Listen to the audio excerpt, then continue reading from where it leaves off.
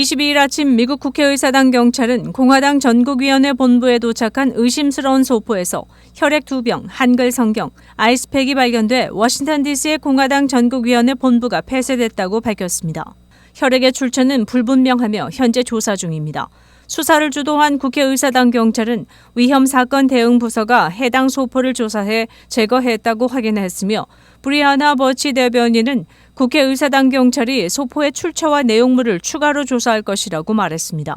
정당 본부는 과거에도 표적이 된 적이 있으며 2021년 1월 5일에는 워싱턴 DC에 있는 공화당과 민주당 본부에 파이프 폭탄이 배달돼 카말라 해리스 부통령이 DNC 본부에서 대피하는 일이 발생하기도 했습니다. 최근 잇단 항공기 결함 사고로 승객들의 불안이 커지고 있는 가운데 이번에는 국제선 여객기가 심한 난기류에 휘말려 동체가 요동치면서 승객들의 몸이 날아가 수화물칸에 머리를 부딪히는 등 아수라장이 되면서 30여 명의 사상자가 나는 사고가 발생했습니다. 21일 싱가포르 항공의 영국 런던발 싱가포르행 SQ321편 여객기가 이날 극심한 난기류를 만나 비상 착륙하는 사고로 최소 1명이 사망하고 30명이 다쳤습니다. 보잉 777-302R 기종 여객기에는 승객 211명과 승무원 18명이 탑승하고 있었습니다. 태국 현지 매체와 구조단체는 최소 30명이 다쳤다고 전했습니다. 로이터 통신은 고도 11,300m에서 순항하던 여객기가 이륙 약 11시간 후 미얀마 인근 안다만의 상공에서 난기류를 만나 5분 만에 9,400m까지 급하강했다고 전했습니다. 28세 승객은 갑자기 비행기가 기울면서 흔들렸고 급격하게 하강하면서 안전벨트를 착용하지 않은 사람은 좌석 위에 수화물 칸에 머리를 부딪혔다고 말했습니다. 21일 아이오와주에는 강한 토네이도로 큰 피해를 입었으며 일리노이주는 나무가 쓰러지고 강풍과 폭풍이 몰아친 가운데 22일 아침 시카고 지역의 정전이 계속됐습니다. 시카고 지역의 대부분은 악천후를 피할 수 있었지만 22일 오전 5시를 기준으로 일리노이주 북부 전역에서 16,000명 이상의 카메드 고객이 정전 피해를 봤습니다. 쿡 카운티에서 4천여 건의 정전이 발생했고 레이 카운티와 듀페이지 카운티에서도 2,000명 이상의 주민이 정전으로 어려움을 겪었습니다.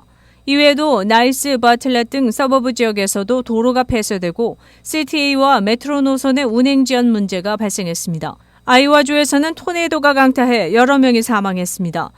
토네이도가 그린필드를 휩쓸고 지나가면서 여러 명이 사망하고 집과 자동차, 나무가 쓰러지고 파손됐으며 아이오와주의 한 마을에서는 풍력 터빈이 바람에 흔들리고 뒤틀리는 등 많은 피해가 발생했습니다. 2,000명의 주민이 거주하는 마을을 초토화시킨 폭풍은 동쪽으로 이동해 일리노이와 위스콘신 일부를 강타해 두 개의 주에서 13만 명 이상의 주민들이 전기가 끊겼습니다. 아이오와주 전역에서 여러 건의 토네이도가 보고됐으며 아이오와 남서부에서는 250피트 높이의 풍력 터빈 여러 대가 무너진 것으로 추정됩니다. 윈티비 뉴스투데이입니다. 천문학적인 모기지 이자율 상승과 지속적인 주택 재고 부족으로 인해 수백만 명의 미국인이 주택을 소유할 수 있는 기회가 사라지고 있습니다. 레드핀은 새로운 조사에서 투자자들과 헤지펀드도 부동산을 사들이고 있다고 지적했습니다.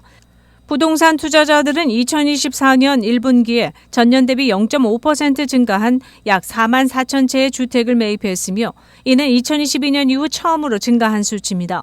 투자자들이 부동산에 관심을 보이는 이유는 이전보다 더 많은 돈을 벌고 있기 때문으로 알려졌습니다. 3월 기준 투자자가 판매한 일반적인 주택의 수익률은 55%, 즉 약 17만 5천 달러의 수익을 올려 전년도 수익률 46%, 수익금 14만 7천 달러 대비 증가했습니다.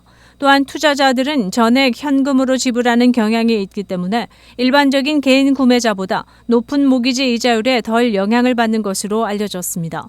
레드핀에 따르면 투자자들은 1분기에 총 313억 달러 상당의 부동산을 매입했습니다.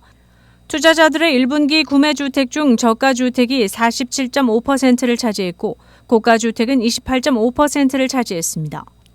이는 개인이 주택을 구입하기 위해 현금이 풍부한 투자자와 경쟁해야 한다는 것을 의미합니다.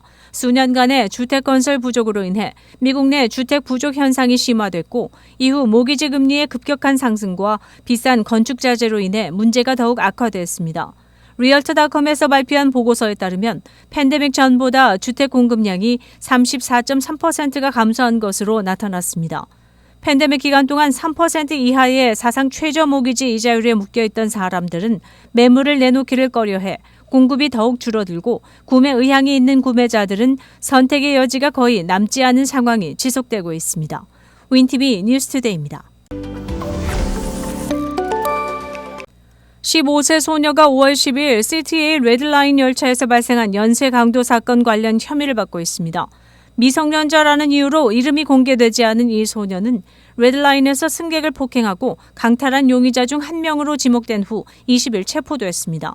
시카고 경찰은 그녀가 웨스트 79번가 첫 번째 블럭에서 기차를 타고 있던 29세 남성을 구타하고 강탈했다고 밝혔습니다. 그 후 웨스트 95번가 첫 번째 블럭 근처에서 22세 여성을 폭행했으며 또 다른 21세 여성도 폭행하고 강도짓을 벌였습니다. 피해자 진술에 따르면 여성 4명이 다가와 스웨터를 달라고 했으며 피해자가 거절하자 그녀의 얼굴과 머리를 때리기 시작했습니다. 피해자는 소니 헤드폰을 빼앗기고 도망쳤으나 가해자들은 그대로 기차에 남아 있었다고 진술했습니다. 가해자 중 한 명인 15세 소녀는 강도 및 가중폭행 혐의로 기소됐습니다. 22일 백악관은 지난해 대법원이 바이든 대통령의 광범위한 대학 대출 탕감 계획을 중단시킨 후 지속적인 노력으로 16만 500명의 학자금 대출자에게 77억 달러의 대출 탕감을 승인했다고 밝혔습니다. 이번 조치로 교육부는 학자금 대출자 10명 중 1명꼴인 475만 명에 대해 총 1,670억 달러의 학자금 대출을 탕감했다고 밝혔습니다. 이번 부채 탕감 대상에는 교사 및 법집행관과 같은 공무원과 바이든의 새로운 대출 상환 프로그램인 세이브에 가입한 수만 명의 사람들이 포함됐습니다.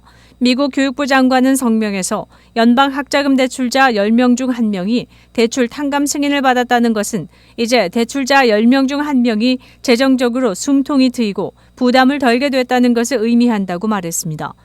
소득 주도 상환 계획으로 불리는 세이브는 소득과 가족 규모에 따라 월별 상환액을 결정하며 가족 구성원이 많은 일부 저소득 가구는 상환액이 거의 없습니다. 예를 들어 연소득이 5만 달러 미만인 4인 가족은 월 상환액이 제로입니다.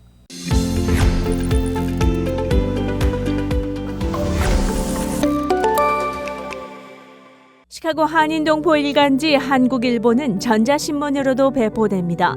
시카고 한국일보 무료 신문은 가까운 한인 식당이나 마켓에서 볼 수 있습니다.